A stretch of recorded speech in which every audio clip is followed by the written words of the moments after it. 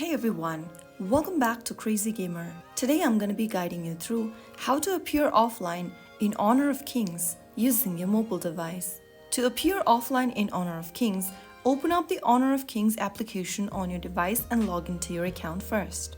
Wait for the game to fully load and it'll take you to the main lobby screen. From your lobby page, tap on the gear button at the top right corner. From the settings menu that appears on the screen, tap on Features and Privacy on the left-hand side menu. After you do that, scroll all the way down from this tab and you will see this online status option.